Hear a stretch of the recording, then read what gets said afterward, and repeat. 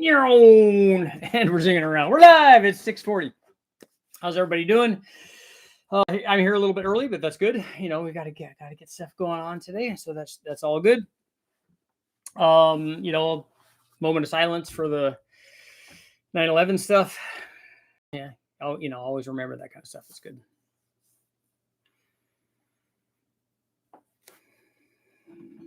Never forget. But let's go on to a happier note here. Small block Chevy stuff. So we want to take a look at the, we talk about LS all the time, and for the LS, the go-to thing for the first modification, usually camshaft. I know guys put, if we take a look at having something in the car for almost any motor, regardless of what it is. A lot of times cold air intakes are big, catback exhausts are really big, tunes can be big, mostly because those are very, very easy things for even the average guy can do those. Not a tune, he's going to have to take it somewhere to get a tune. But if somebody gives them a tune, they can load that if they have their the necessary hardware and software to do that. So, and usually you can get some fairly decent gains from tunes because, let's face it, the factory doesn't give you everything that motor can make because they have to make it foolproof. And there are lots of fools out there. I was thinking about this today because I'm going to be doing an interview with somebody on one of their shows. And so I was thinking about things that we could talk about. And one of the things is that we as the performance community is really small. I know that people think that, oh, there's a Mustang group and a Chevy group and a Ford group or whatever. There's all these things. We are tiny compared to the automotive industry. We're a very, very tiny portion of that, which is why we should all kind of stick together and work together and be helpful. But the vast majority of people that get cars, that have cars, buy new cars and stuff, they don't do anything with them. They just treat them as toasters. They just get in them, they drive, it gets them from one place to another. Maybe they like it because it looks pretty or because it gets good mileage or whatever. It has air conditioning, it has all the things that they want, but that's it for them. So the people that are modifying them, it's important. And that's kind of why I do what I do, to help people out. But if we take a look at those modifications, of the people that are making modifications, the popular ones that people are doing, like I said, cold air intakes. That's why K&N is in business. Catback exhaust, lots of catback guys for different things, Borla and all of these guys. And then as you get, the things that are harder and harder, they probably sell fewer and fewer of those. But my question to you guys is, what should be, if you have a small block Chevy, what is the first modification? Like I said, with an LS, it's a cam and springs and a tune, because you need a tune to go along with that. And in this case, you on the LS thing, you probably would also need injectors, unless you have big enough injectors to provide the necessary fuel, because the cam adds a lot of power. So that's for an LS. I would argue that that's probably for a Gen 3 Hemi as well, because it has the other things that it needs. Coyote, no, a camshaft wouldn't be the thing that Coyote guys would put in. In fact, they seem to like shy away from it. It seems to be the Coyote kryptonite, or what camshafts are. Maybe that would be a good name for a Coyote camshaft, is kryptonite. But yeah, they avoid it. They're, it's like vampires and sunlight. They just don't want to have anything to do with that. So that's not for them. And so it is like engine kind of specific. But my question is, what about an old school small block Chevy? What if you have a small block Chevy powered something or other? What would be the first modification that you would do to that? So we'll eliminate the things that we talked about that were at the beginning of this. We'll eliminate tune. A tune's going to be necessary no matter what you do. An air intake of open element filter or cold air if it's fuel injected, and a catback exhaust. We'll eliminate those things. So let me know in the comments what would be the things that you would put on there. I see Seven's got headers on there. That's a good idea. Headers are a bolt-on thing. That's a good thing. And usually long tube headers. I'm trying to think about a time when they have not picked up power. They usually do, and they pick up good power, and they pick up like a long tube header compared to a stock exhaust manifold usually picks up power everywhere. So it's a nice modification. Some guys don't want to do that though, because they're worried about the thing leaking, especially if they have O2 sensors and stuff. Again, there's always pluses and minuses with all of these modifications. But what do you guys think? Would if it's a 2-barrel, put a 4-barrel on? That's an excellent thing. So my question was in the description of this video is, do you think it should be an intake thing? I mean, if it's fuel injected, that's going to be a little bit more different. But if it's a carbureted small block, would you put a different intake and carburetor on there? Would you put different cylinder heads on there? Would you put a camshaft in there? Those are kind of the big things. The header is a good thing, particularly because it's outside the motor and it's kind of easier to do. You don't have to actually dig into the motor to make that happen like you would. An intake is probably an intake and carburetor, the least intrusive of that. Camshaft, very intrusive. Cylinder heads, more intrusive than the intake manifold. I don't think quite as intrusive as the camshaft. You got to take all that stuff and take all that stuff apart, because with the camshaft, you're also gonna have to change the springs. So a lot of times you can change the springs and on a small block, if it's got studs on it, and even if it doesn't, you can use the very simple valve spring compressors that just bolt onto the head and you just pull the lever, as long as you have room in the engine bay to make that work. And there are other designs too that you can use. By the way, I want to mention we have spring tools now for the LS, simple, inexpensive ones that are easy to use. So if you're getting springs from us, you're getting a cam and springs, and you want a way to put those on, we have the spring tools now that we're selling, because like I said, we've tested a few tools and we have thrown them away. In one instance, we bought a bunch of them because we thought it was going to work, and then we ended up just trashing all of them. You live and learn. Now we buy one and we test it, and then we get others. It just takes a lot longer to get them in stock if we do that. But the spring tool works good, and it just, it's the same as everything that's out there. We've tried a bunch of these, and you just put air in it, compress the spring, change them. It's really simple, particularly with beehive springs, and that works fine. But dual springs also, all you can do is you pop the seal off, and you can do that without any problem. So that's an easy deal. But and this seems to be the thing with everybody, including me. If we go in and we're making a modification to a motor, even if I'm doing it in the easy way on the engine dyno, there are things changes that I like that are better, like putting a throttle body spacer on or an air intake or that kind of thing, and testing that, rather than, and this is usually my life, is let's change an internal thing. It's at least a camshaft. And so let's do that, and then let's change it back to the other camshaft, and then let's run the turbo with both of the camshafts, and yada yada yada. But that's my life, and I chose that, so that's all on me. But for the small block Chevy, here are some of the things that are problematic, or things that you at least need to consider for a small block Chevy. The first thing is you need to consider what year it is. So what there are so many different small block Chevys that we have so many to choose from, anywhere from a 265, which you're probably not going to find, but anywhere from some mild-mannered 2-barrel thing up to some, factory fuelie motor, which you're not going to be doing anything with that more than likely.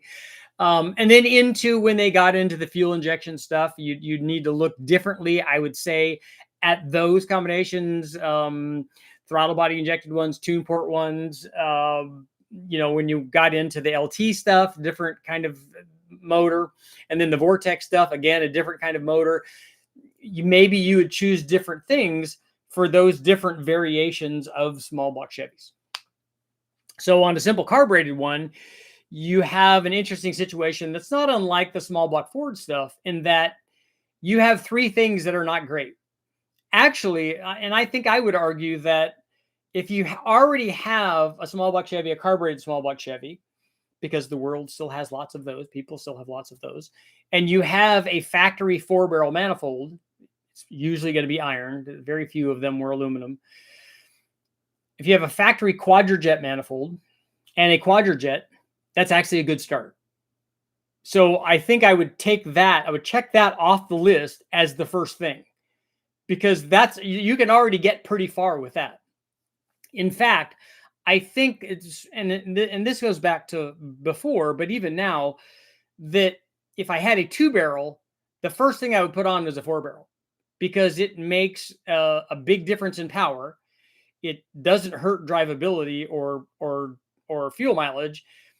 And also it makes a big enough difference that it's worthwhile. And you could go get that stuff from the wrecking yard and it's inexpensive. Take your 2-barrel and your 2G off and put a quadrijet on there and a 4-barrel manifold, and it's going to be inexpensive. Hopefully, if you know how to rebuild the carburetor, or maybe the carburetor already works, you can put that on there. That's fine. You could also go the aftermarket stuff, put aluminum intake manifold. The aluminum one, more desirable heat dissipation, but mostly because it's lighter and easier to work with, and it takes weight off of the front end, which is beneficial for everything. And then you could put an inexpensive Holley or put a quadrijet on there, whatever you want. That's a fairly inexpensive thing. It's a good, it was one of the first things that I did when I was young, when I had my Camaro, is that was one of the first swaps. I had a 2-barrel base Camaro and I wanted it to be a 4-barrel, and I traded a guy. Oh, I want the 2-barrel because I want fuel miles. I'm like, perfect. That's excellent. You should 100% have that. And I should have your 4-barrel intake manifold.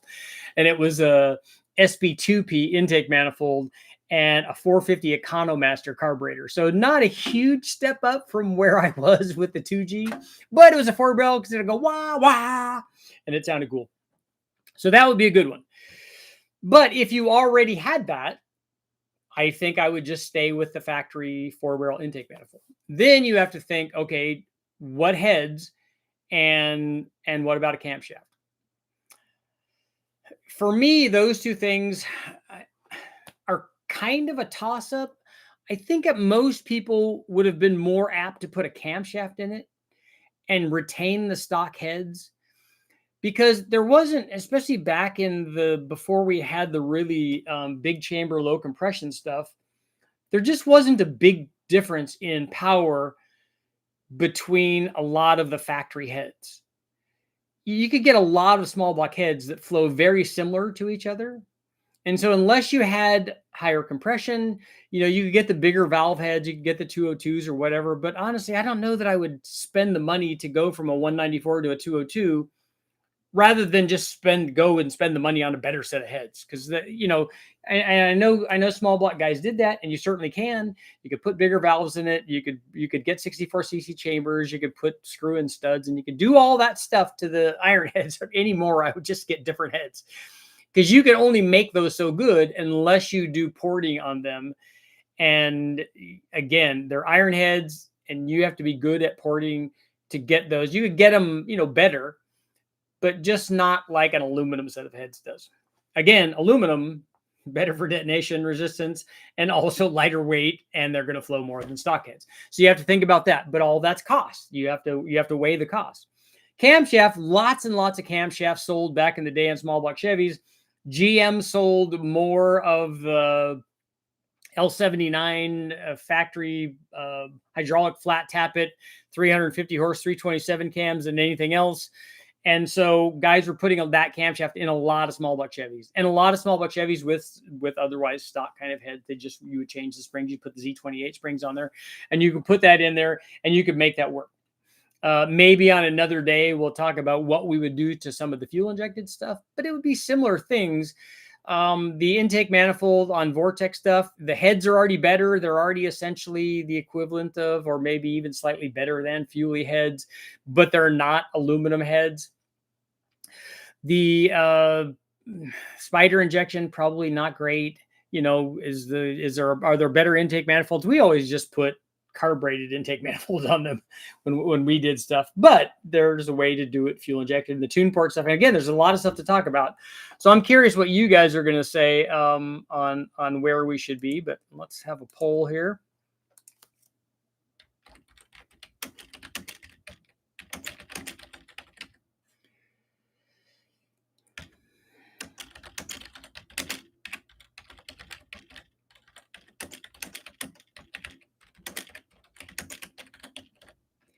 Okay, should cam and springs be the first modification to a, let's even limit it a little bit,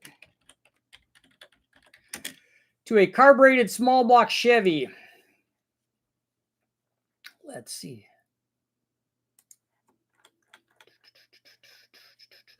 Long tube headers and full exhaust, headers and exhaust. There you go. Long tube headers, lots of 2-barrel swap to a 4-barrel. If it's a 2-barrel headers, do nothing. 160-degree thermostat. Yeah, for a lot of the fuel injected stuff, that was a common thing.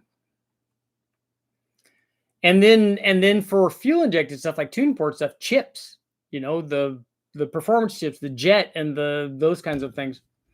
Small block Chevy first mod we always did flip the lid on the air cleaner. Yeah, for a 4-barrel deal, for a quadra-jet deal, definitely the air cleaner lid. A good distributor.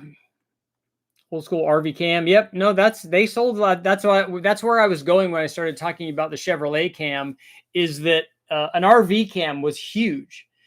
That's the equivalent of a truck Norris cam or a low buck truck camshaft or Chupacabra now. It was just called an RV cam back then. Long tube headers, intake, carb, HEI distributor, basic upgrades, intake and 750 vacuum secondary, maybe double pumper for doing converter and a camshaft. Which small block are you talking about? Yes. Right now we're talking about carbureted ones.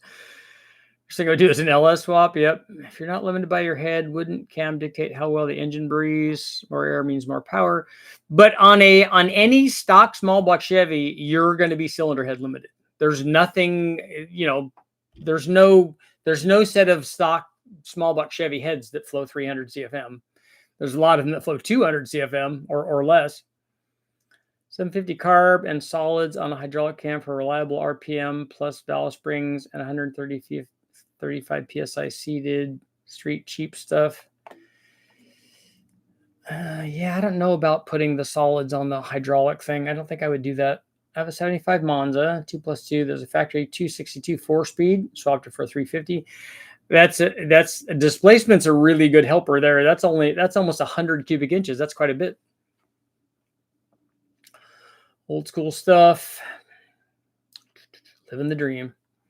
Grab a small block Chevy to 7,500 on the street. Does a rev kit help in having a good oil system? Yes, you definitely need a good oil system, and you're going to need a stable valve train to do that. A stable cam profile and the right springs and rockers and shaft and all that stuff. The first small block Chevy mod was an Edelbrock TBI RPM intake manifold, a cherry bomb. Nice. Did the TBI intake help anything?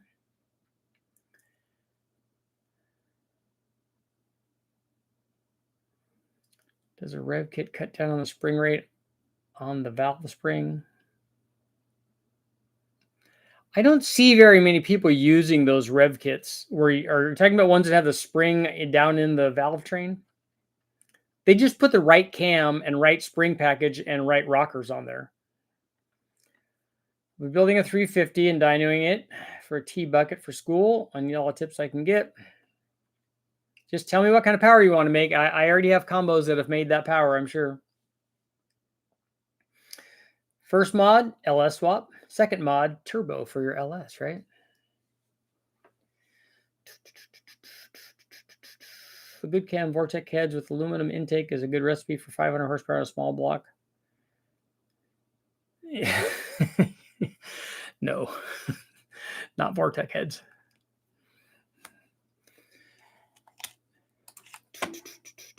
Maybe you might mean 400 horsepower. I know the camera's like flipping out. It's like, wah. Not tracking very well. Oh, I know why. Here we go. Let's lower that down a little bit. We were getting clear. First thing for me was go to the library and check out books to see how to build a small block Chevy. That's important. I spent a lot of time in the library.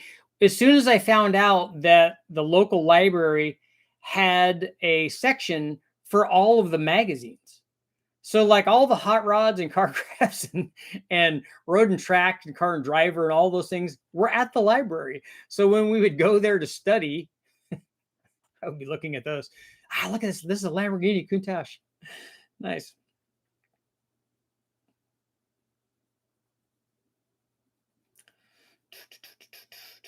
Well, I think if I recall, previous students had anywhere from 250 all the way up to 450, I think, all naturally aspirated and no type of porting allowed.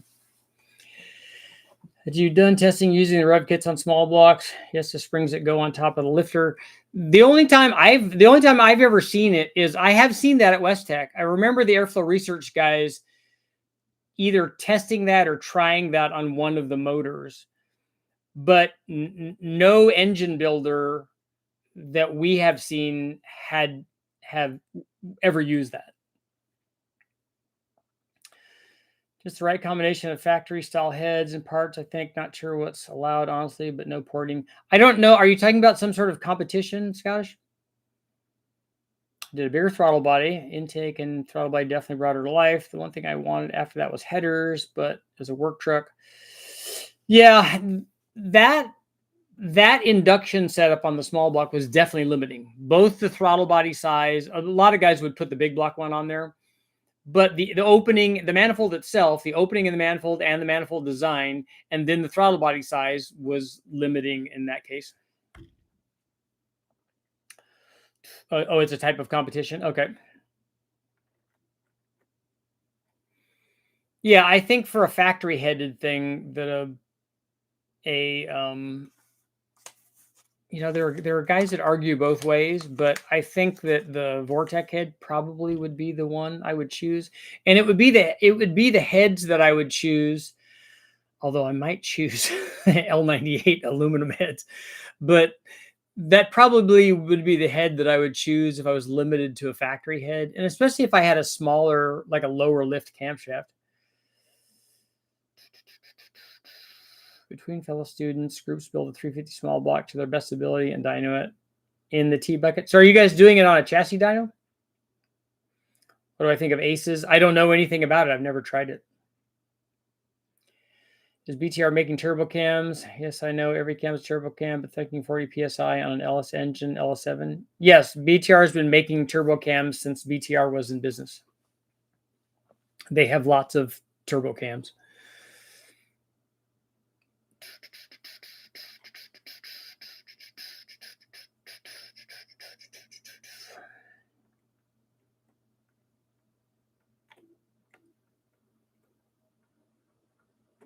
Do you think that 40 PSI on an LS7 needs a specific kind of camshaft? Should the cam and spring be the first modification to a carbureted small block? 6436. It should say springs. Oh, you guys are doing, yeah, you guys are doing on a chassis dyno. Okay, that'll be interesting. That will be interesting.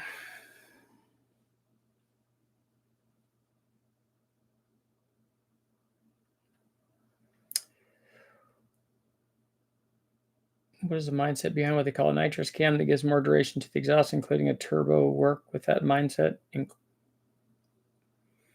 I disagree with that. I agree with the camshaft that makes the most NA power will make the most power under boost. I haven't run stuff at 40 PSI. I've run stuff at 30. And then there might be something about going to different cam timing at very, very high pressure ratios and power output.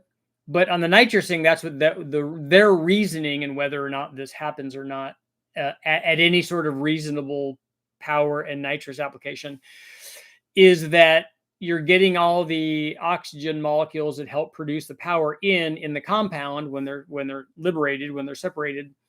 And then so you have to get those out. So we have to have more exhaust duration. But that's the case with anything. That's the case with boost. If we get all the boost in, how do we then get all that extra power out? What are cam specs to be good for a 350? A 224, 232. Brian was awesome to talk to at Ellis Fest. Yeah, Brian's a good guy, and he's very, very knowledgeable. He's good people. Just finished learning about all the sensors in the car and learning to use DSO and OSO scope. Cool. 383 small block, 233, 241 cam, air gap, E210 heads, long tubes, throttle body, EFI. How much power do you think I should expect? I don't know what you mean by throttle body EFI. Is it a four? I'm assuming that it's some sort of 4-hole throttle body with injectors on top of it that are spraying in. A 383 with a 2.3. I don't know about those heads. I don't know if those heads are really great. I don't know what they flow. I'm not familiar with that cylinder head, but I'm thinking 500 or low 500s. My first mod in any engine are long tube headers. The 92 S10 383 with an 88 millimeter turbo and trying to find a good EFI setup. That's a lot of turbo. How much power are you trying to make? Vitec TBI, okay. Do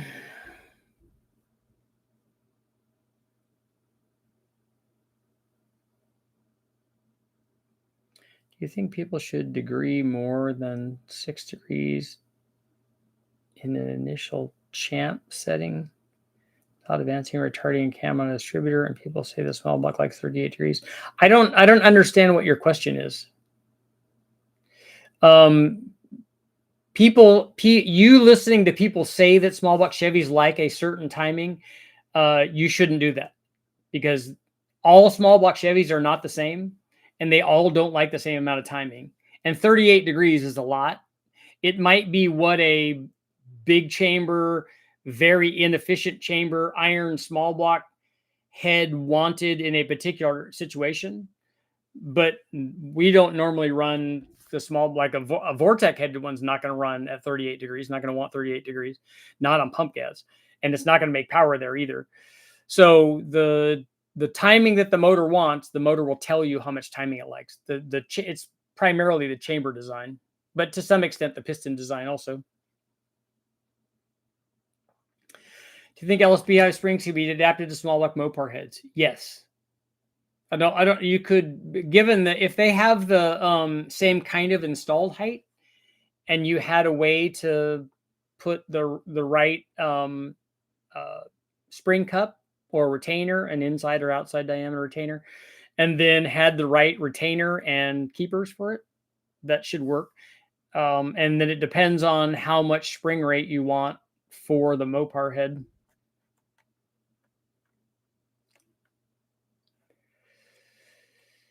Joshua, you're wanting 600 to 700. You need to go to a lot smaller turbo than that. I really enjoyed the fact that I've been with you for a year as an amateur and a rookie, with fair knowledge I had assumed, but I'm becoming more wise and humble, knowing I knew nothing. That's what happens, and that never stops. Now that you're going down that road,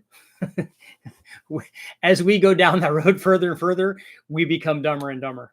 We realize that, oh yeah, I can't know everything about everything. I can't even know everything about just one thing. Even if I picked one thing and studied it my whole life, I wouldn't know everything. And also, as you get older, you come to realize that having people think that you know everything is not important. And you don't measure yourself based off of what you know compared to what other people know. That's just silliness.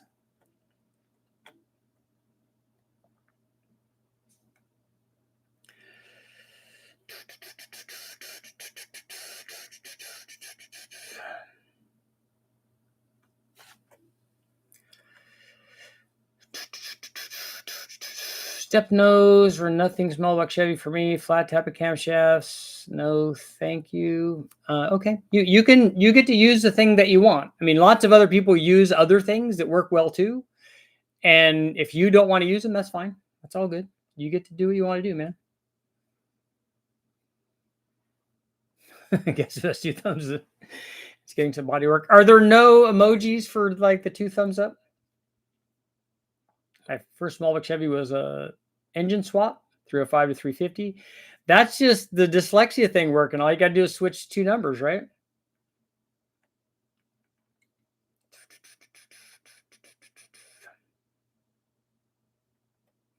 People are trying to put LS heads on small block Fords. Have you heard of this? And could this actually be efficient? Yeah, I've seen it done, because the bore centers are very, very close. But my question is other than a GWiz or a GWiz like YouTube thing to get lots of views, is it because there's some shortage of really good small block Ford heads? There's not. There's umpteen million really good small block Ford heads. You cannot learn that which you already know. That's right. If your cup of wisdom is full.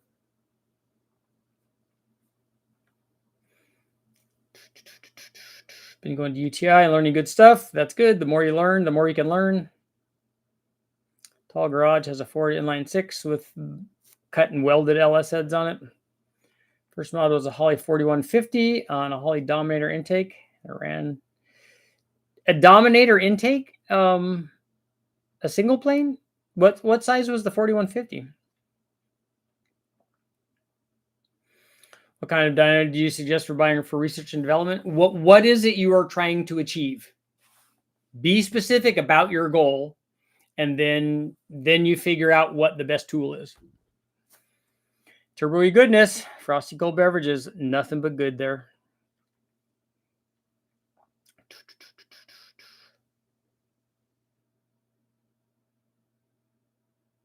Thanks. I'll look it up. And LS has 4 cylinders, inline 6 to 6. Yeah, what they've done is cut 2 heads in half and welded them together, and then made a 6-cylinder head. They've cut 1 cylinder out of each one.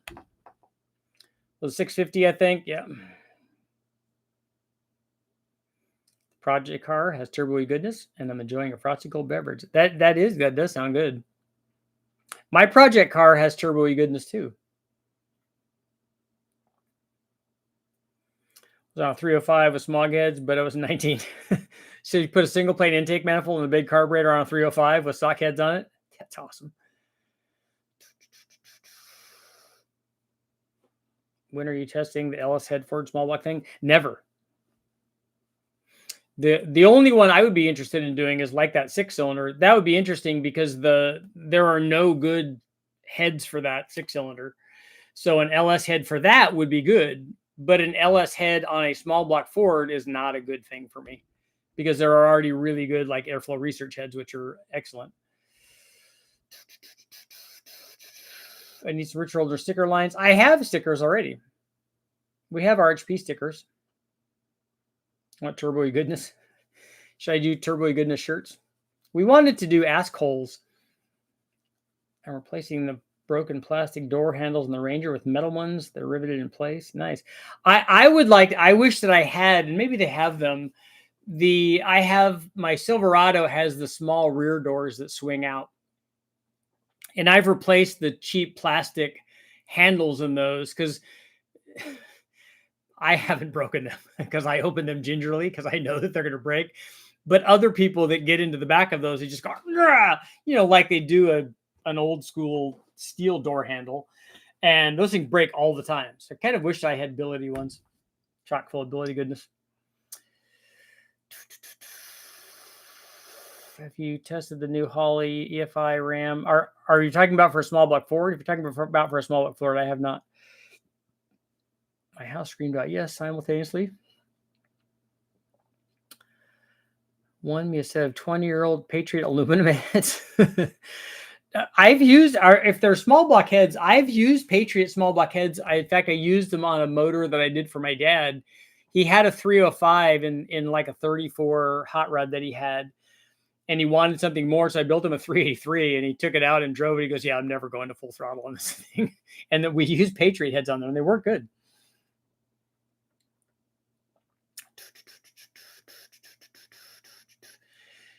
Do you know aluminum heads that can go on a bore of 3.5 inches for a small block Chevy or a 305? Yeah, the Trick Flow Super 23s, they have a head that's designed for a small bore. I don't know if it's the 3.5.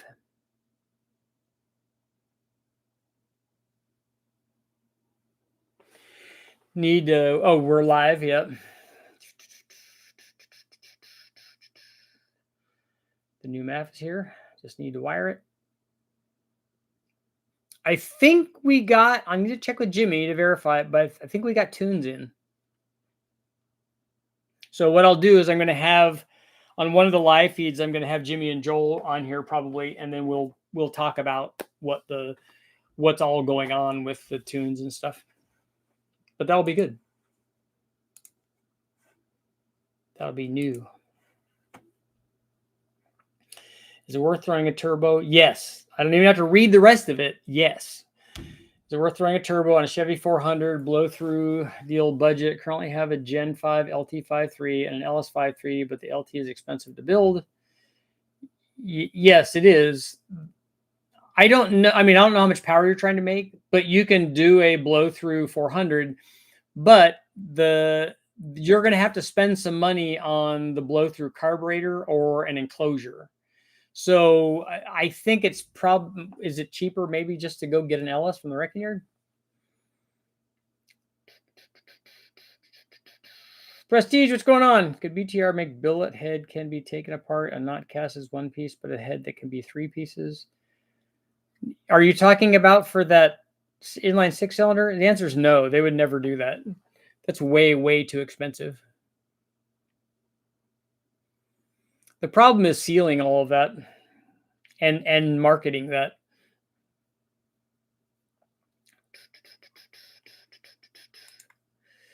Should the cam spring? I should say springs. 6832. I'm liking that. And it's hard to ask, and I always get mad at people when they do this to me, and I shouldn't be doing it. But when people ask universal questions like that, what's the first small block Chevy modification? Well, which one? Maybe if it's a DZ302, I don't want to change anything. I just want to keep it stock because it's worth so much money. Single plane or dual plane? Oh, peak horsepower. A single plane will almost always make more peak power than a dual plane will.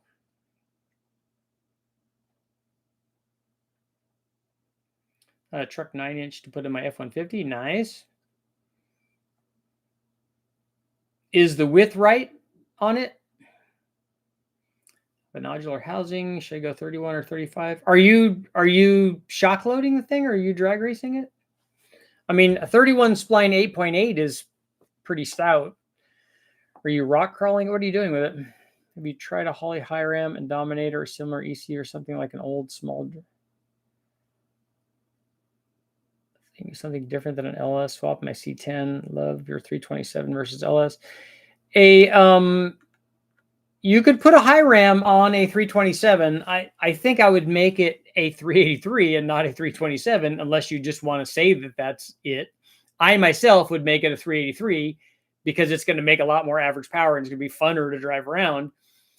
And then I would put 327 stickers on it. And then you could put a high ram on it. I would put aluminum heads, or at the very least those, and I have a set of those Trick Flow aluminum fuelie heads. You can paint them orange if you want to make them look like fuelie heads if you want to continue the 327 guys thing.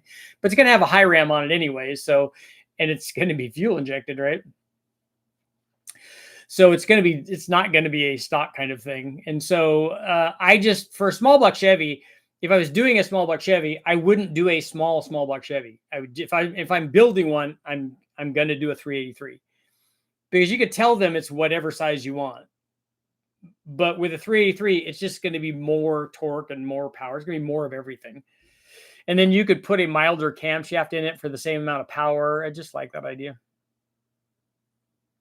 First small block mod you should make is yank it and drop in a big block.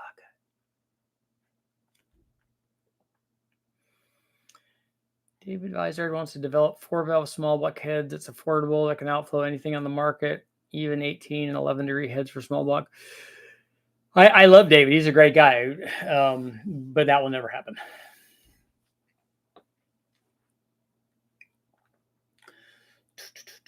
.383 with Vortec heads for stockish feel. I'm gonna be doing mild off-roading stuff for the most part. Do you think you need 35 spline stuff? Isn't that gonna be a lot more money? It's gonna have a ZF5 or ZF6 and a transfer case. We'll see towing duty.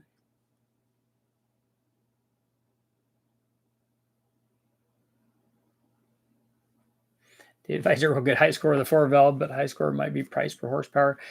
What's his name has already put 4-valve heads on it. There have already been 4-valve heads on small block Chevys. That's already been done quite a few times, I think.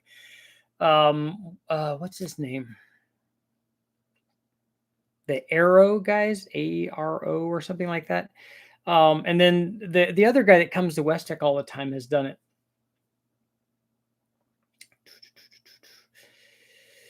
He's done 4-valve heads on a bunch of stuff. He put 928 heads on a big block, and then he's done 4-valve heads on a flathead. And I'm trying to think of the guy's name.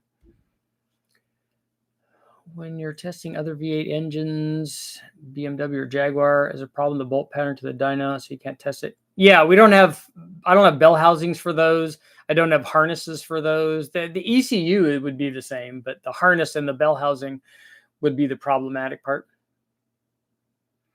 What's the bottom line difference between big blocks compared to a Gen 5 and 6? The Gen 5 and 6 stuff are all going to be, all the blocks are going to be 4-bolt mains. Only some of the Mark IV stuff is. The Mark IV stuff is not set up for, the Gen 6 is set up for hydraulic roller cams.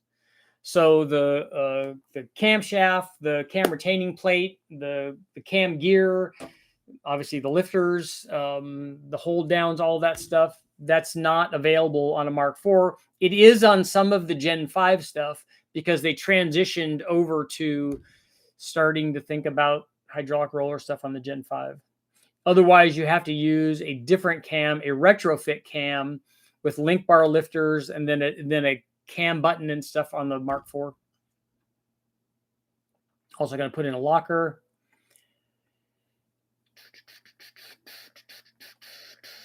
More of exceeding the torque limit at the axle. I'd like to make sure my assumption is correct. 500 horsepower engine down to 335 due to altitude and mechanical loss. I'd like 600 wheel horsepower, so I need a 750 horsepower turbo. What altitude are you having this thing at? And are you equating 500 flywheel horsepower and then going down to 335 wheel horsepower because of loss and drivetrain stuff?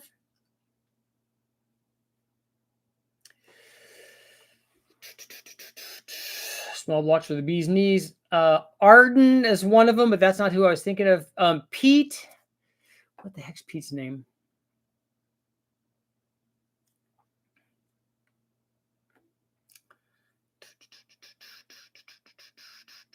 It's good to see you guys all. 0194 Corvette had 4-valve heads. Yeah, production one did. Yep. The LT5. But not a small block Chevy, though. 7,000 feet. You want to make 700 wheel horsepower at 7,000 feet. Well, there's good news for you that your corrected number will be 750 horsepower if you test it at altitude. Because, and this is something that a lot of the, well, not a lot, some of the turbo guys, some of the famous turbo people, manufacturers, tuners, performance guys, sellers, turbo sellers. When you have your shop or your facility at high altitude and you do a test of a turbo motor on a chassis dyno, let's say, and you make 700 horsepower at the tire, when nobody else does that, and then you look at why that happened, because there's a 25% correction factor on the dyno. And the problem is that dynos, the correction factor for dynos is designed for naturally aspirated motors. And so the change in power on a naturally aspirated motor relative to all of the things that would affect the power output, but altitude definitely is one of them, the number of oxygen molecules that are present and all that. It's not the same for a turbo motor. And so the correction factor and the compensation doesn't take that into effect. So it's not a 25, what might be a 25% change on a naturally aspirated motor is not on a turbo motor, because a turbo motor makes up for some of that by spinning the turbo faster and making the same boost and all that. And so you get an overly inflated number.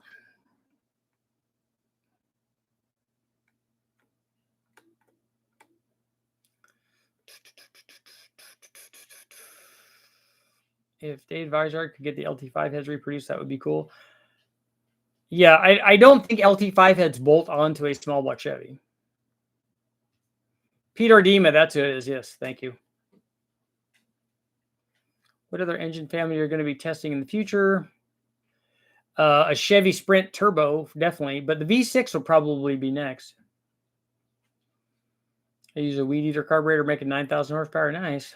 Just think if you had 2 of them, then you'd have 1,800 horsepower. I hope to see the company offer cheaper stroker cranks for the 350, like the 350, but for an LS. 0 cast cranks. Yep.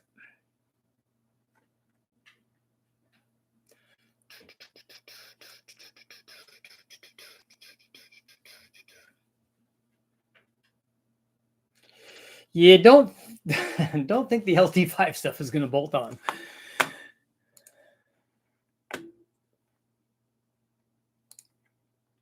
Well, hello. What are you doing? Huh? Who went for a run today, huh? We went all the way up to the top of the hill, didn't we? You did good today, huh? You did. You did. We got to see all kinds of stuff. Turkeys and squirrels and all kinds of stuff, huh? We did.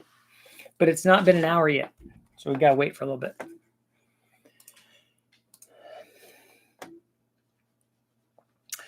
Near.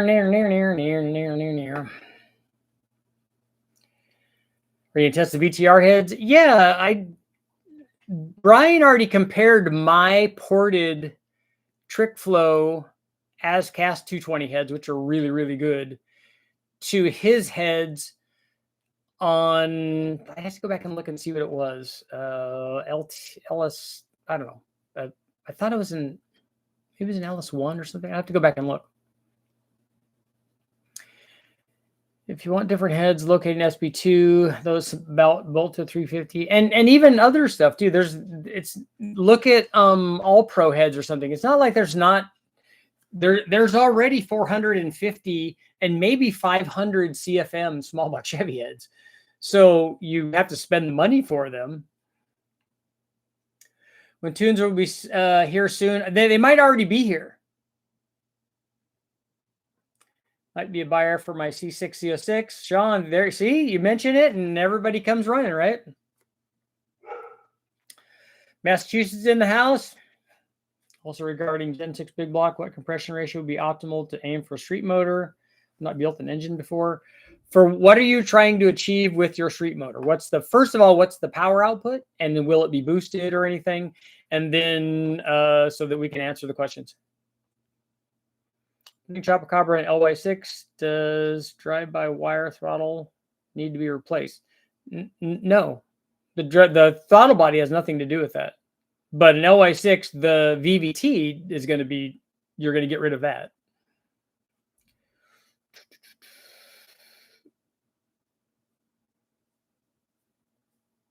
Will metal printers allow us to print heads? I don't know. Maybe. Vegas, Dave, what's going on? That would be cool. I'm much more interested right now in intakes, in 3D printed intakes, which is cool.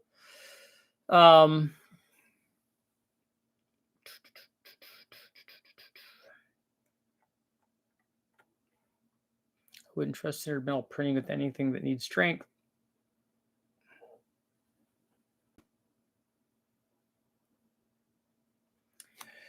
I don't know what happened to Nelson's stuff. You have to talk to him. I like Tom. Tom's a good guy. That reminds me. I got to go see Steve Morse.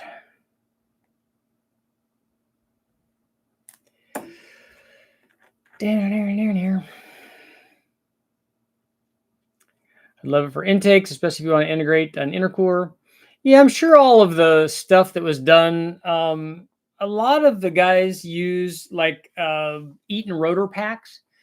And then TRD did that. They used an Eaton rotor pack for one of their V6s, I think, and then made an intake manifold that housed the rotor pack. And so they did a good job on that. You could also house intercoolers and stuff. Steve Morse did a 3D intake. I saw that, and he tried a couple of different carburetors on it, and I commented on that because I like the fact that he put, and this is smart. I didn't ever think about this because this would make the editing life a lot easy. But when they're making runs, he put tags. He just wrote in a little, the little tags that you put on stuff. He just wrote in like modification number 3 or whatever, and so you knew when you're filming stuff. Because if you have the camera right here and it's facing the front of the engine, All of the videos look exactly the same. So like when we're running at West-Tech and we have a 3/4 front shot, unless we move the camera or whatever, and then I have to remember which one of those is associated with, this is the Trailblazer SS, this is the Trailblazer SS, but with the 90mm throttle body. But he just put a little tag on the head that said whatever test it was. And so when you would go to editing the video, you'd go, okay, here's my, if sometimes you only do one, but if you did 2 or 3 or 4 runs with that one, and then you'd pick out the one that you want, and then you throw all the other ones away or just not use them, and then go, okay, this one is going to represent when we made the run with this new intake manifold and the better race carburetor. And then so it's just easy to differentiate that. I thought that's really good, Steve. That's kind of genius. 3D printed cross ram, modern LT6, LT7s are double overhead cam. So you're saying you don't find the C8 Z06 interesting? Is it because you don't like how they look, not into the engine? No, I'm an engine guy, and so I find their engines fascinating and awesome. I don't like the way the cars look. Not that any of those cars are in my affordability range anyways, but I just don't like the way they look. They just don't speak to me. The computer just crashed. I'm expecting nearly 5,000 foot-pounds of the transfer case.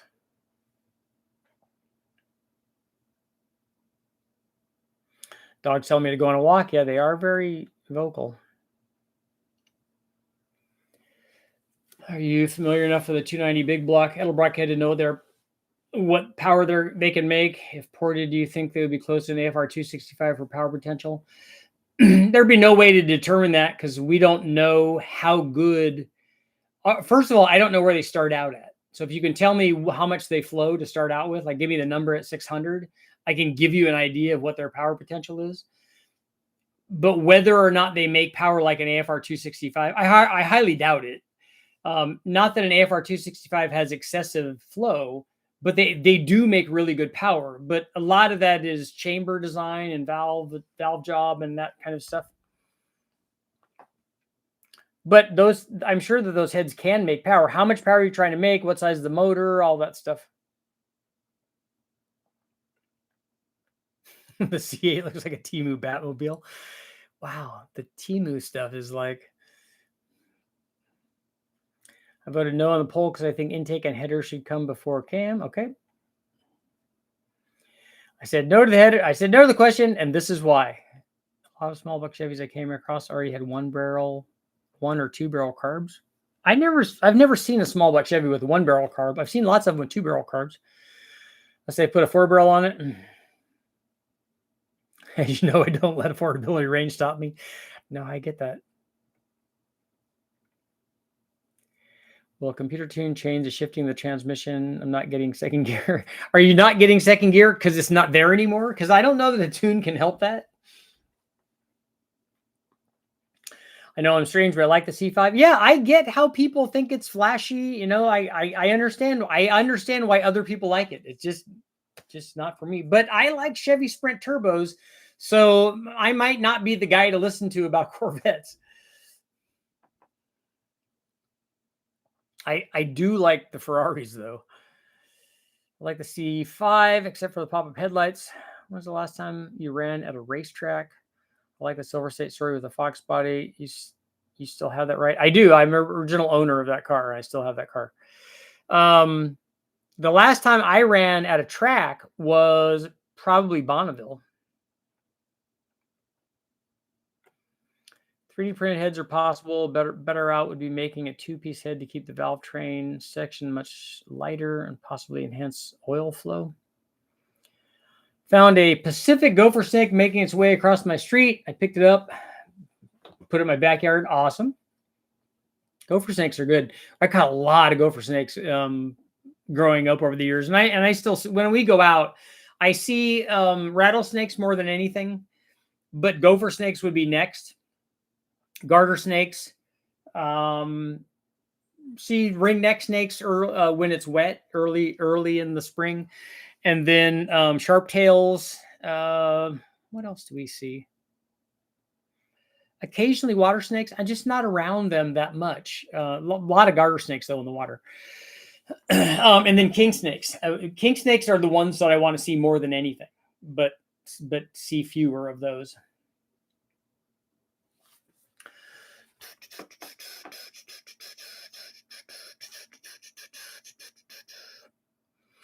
I caught 2 gopher snakes out at my son's soccer when he was playing soccer out of the fields out here. And I've been back since. And while I was on the phone with Jimmy, I'm standing on this, there's this platform that has, I don't know, some kind of unit on it, electrical unit on it. I'm talking to Jimmy and I look down and there's a big gopher snake stretched out all the way down the length of this concrete pad. I said, Jimmy, I'm going to have to put you on hold, man. I'm going into Steve Irwin mode. See 1, 2, 3, 4, 7, 8 for me. 290s float 298 at 600, 242 at 400. So you can get nearly 600 horsepower. Are you wanting to make more than that? I think the Corvette I already have is the best looking one. That's good. You should be saying that. Dad's 67 C10 pickup with a 327 had a 1 barrel on it. Dad and I put a 4 barrel on it back in 99. 3 years before he passed on. I love doing that with my dad. How could you not like pop-up headlights? The only thing better is the rollover headlights on the Opals. Oh yeah, those are cool. I like hideaway headlights like that, but I like them for aero because I'm kind of a top speed guy, so I always like that about Corvettes. If it's a 2 barrel, 4 barrel would be the first. If it's a 4 barrel, definitely a cam along 2 headers. I accidentally killed a snake that invaded my home. The little jerk slithered under my water cooler and actually crushed him trying to get him out. Yeah, that happens sometimes when guys pick up, even when we're out, guys pick up rocks and stuff, and lizards usually more than snakes, but they don't lower the thing down or get the thing out of the way and then put it down and then let them go under there, or they get scared or whatever. That happens. I recently saw a small block Ford Windsor 408 video made with a turbo enclosure, but only went to 13 PSI. I believe the result was 1100. What will be the problem if I do? Nothing. You just have to tune it properly. You can use a enclosure, but it's not going to be inexpensive to buy. And there are probably guys that do. I haven't ever run that high of a boost on a carb enclosure, but I'm sure guys do it. Should Cam and Springs be the first modification to a carbureted small block? 68% are saying yes.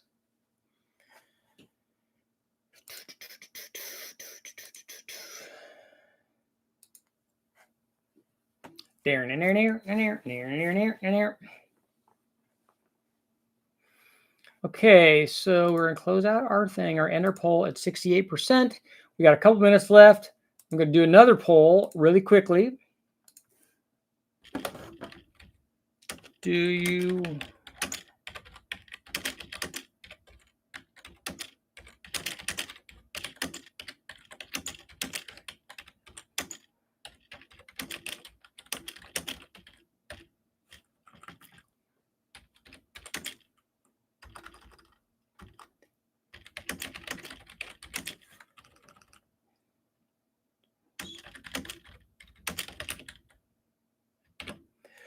Okay, the poll is, do you want Jimmy and Joel on the live feed to help talk about the NA and turbo tunes we will have? I could have put offer. We're getting near the limit of the characters. I'm not trying to make more than 600 horsepower. I'm putting 219 cam in at 489. I just want to get the most I can out of it. Yeah, if you're putting a 219 cam in it, you're worried about the wrong things. You shouldn't be worried about porting the head. You shouldn't be worried about doing. You're not even going to be utilizing what the head has to offer. Because if it's a 219 cam, I'm sure that it's a low 500 lift cam too. If you want to go in and do some bowl work or whatever, you can do that. That head is not going to do what an AFR 265 head would do. An AFR 265 would be a better choice for that small cam.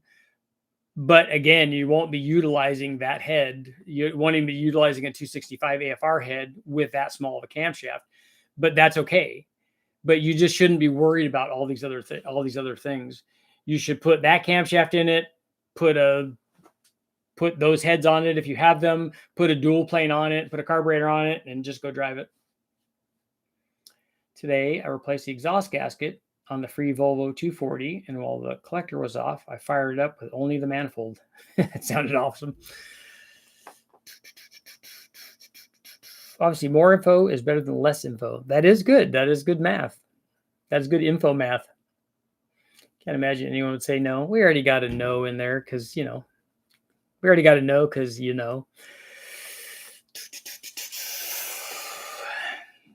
Get the pitchforks. You have to have torches if you're going to have pitchforks. Otherwise, how are you going to see what to do with your pitchfork if you don't also have torches? I mean, that's just like Mob 101. That's just storming the castle 101.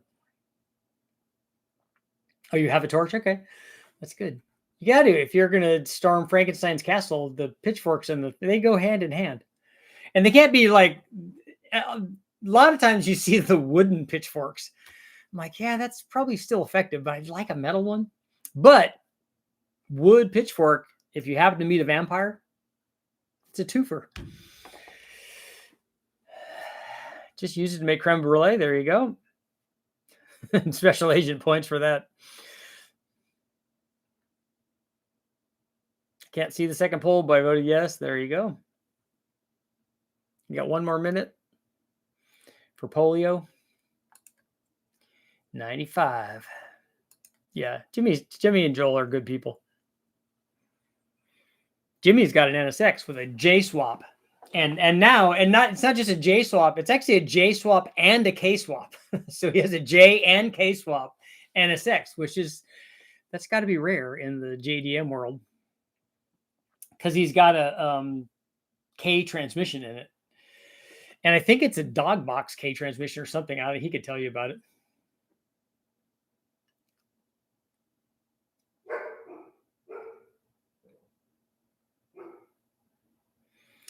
The enclosures that we've used, Walt, are the ones from Vortec. I won't utilize it, but there's still potential to make more power. What's wrong with wanting more power or the most you can get out of my engine? Well, but you're not really getting the most you can get out of your engine. You're limiting yourself with a small camshaft.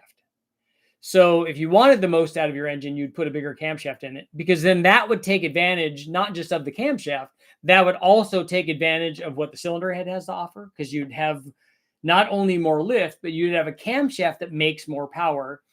And then you'd utilize the airflow from the heads that can also make more power. And then at some point, if you put a big enough camshaft in there, we would switch over to a single plane intake manifold. But you can do all of that. But it's like putting if you saw the test that I did, this is a really good example. If you saw a test that I did on the LS3. So we ran an LS3 with a stock head, and then we ran an LS3 with a CNC ported head. And because the rest of the motor was stock, still pretty good because it was making nearly 500 horsepower. But it only picked up like 8 or 10 horsepower with a full CNC head, because we don't have the other things that are necessary to utilize what that head has to offer. So I'm just saying that if you put a bunch of work into that head, what you'll get out of that work is not very much, because you don't have the rest of what that cylinder head will need. Customer wants me to work on his 71 Challenger with a 6.1 Hemi. That's a good combination. I do like those. J swaps pair well with superchargers. His has a turbo, so he's got all the boost that he needs. Have you talked to Roulet lately? I have. Does he miss dyno and engines? Nah, he's going off down a different path. Speaking of Ks, would a K24 spool your small turbo? Oh, yeah, very, very, very easily. In fact, the turbo that Jimmy has on his J35 is the turbo that I ran on my K24, and we're going to try, he wants to try an even bigger turbo on his J, but we could put a 3584 on there, but it would spool very, very quickly. Who's the best engine builder out there? I don't get into that stuff. That's all ego stuff.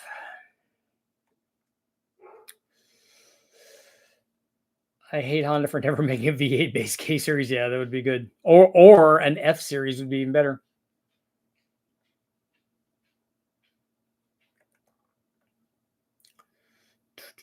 I'll take the pictures. Yeah, a 71 is kind of the like Hemi Cuda to get.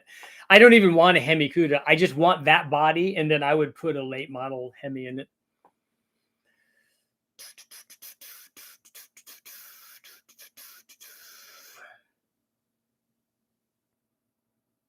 Yeah, engines. Yeah, that's what I'm saying. Is that you're just not going to get a lot like what you could get. You know, if you're porting it and you're giving another 50 or 100 horsepower potential, but you're only getting 8 of that because of the other limiting factors. So you're putting a lot of work in, but not getting a lot in return.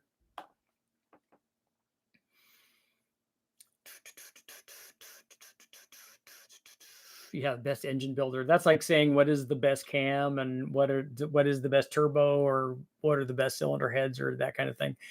That really isn't a thing.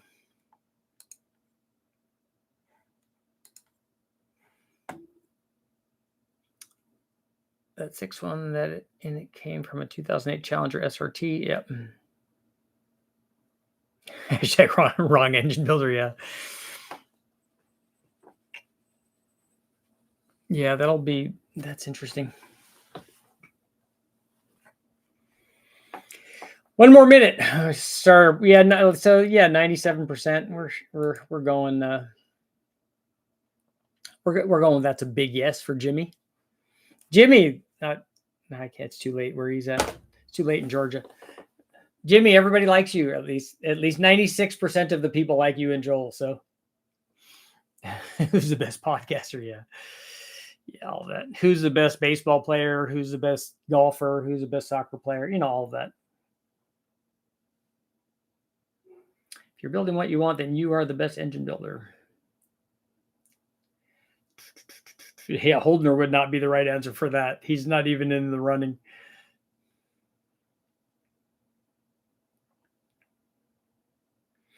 The great thing, and this is like people that ask, what is the best form of boost?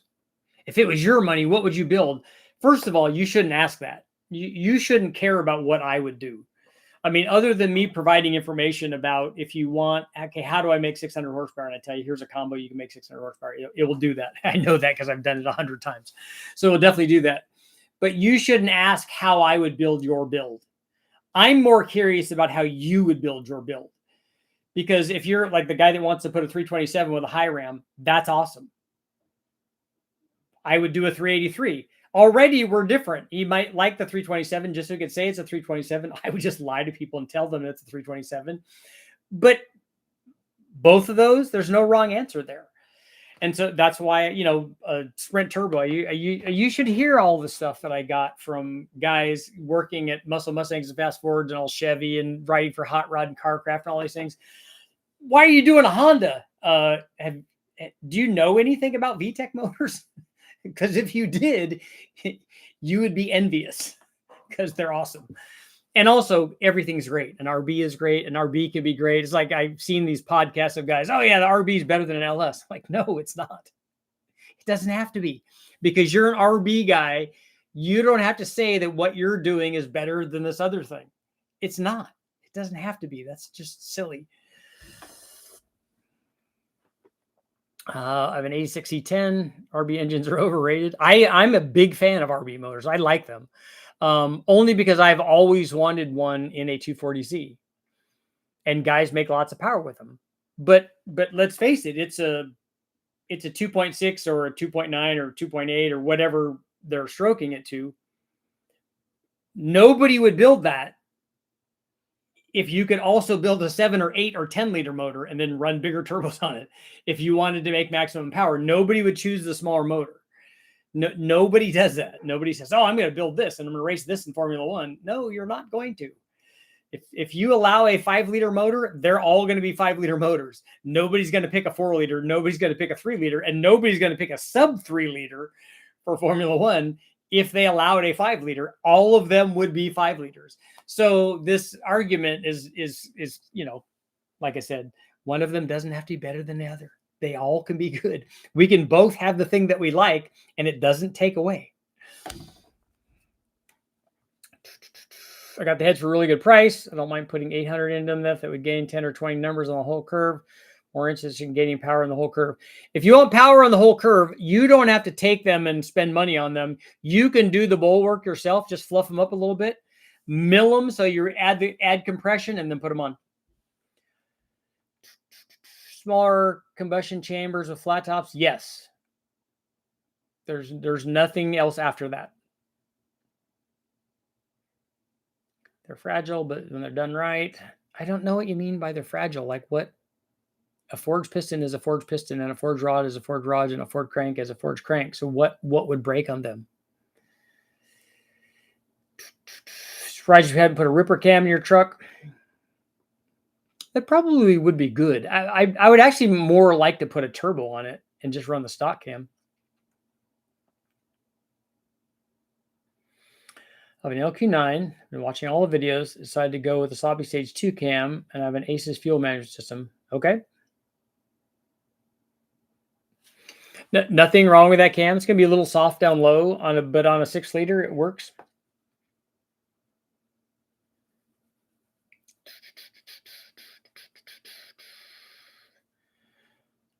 I want to break down the engine, put forged pistons and bearings and a turbo 92 millimeter too big. Could you just give me some pointers on the LQ4?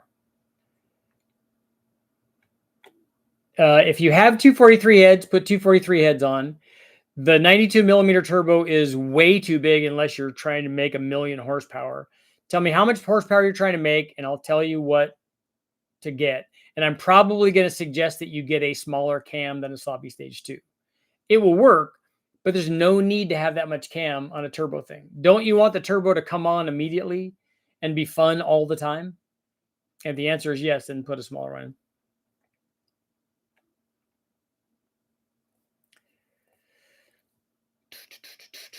The junkyard 454 I pulled, looks like it got hot. There's still cross-hatching except in a 1-inch wide section on length. Can't feel it though. Gonna be lots of blow by there.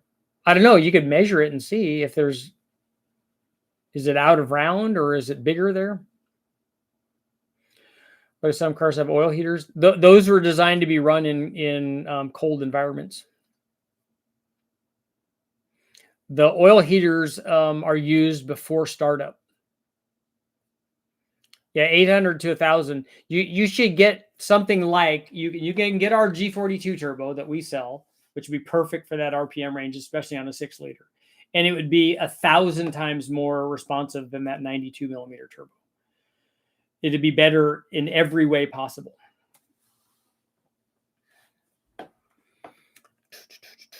On that note, it is time to go. Thank you guys all for showing up. You mentioned that in the same cam of 5.3 would not be as limiting as 6.0, such as needing a higher stall converter. Why is that? Larger displacement tames the cam down. And so you have more response down low from the bigger motor. So you can use a stock converter with a bigger cam on a 6-liter than you can with a 5.3.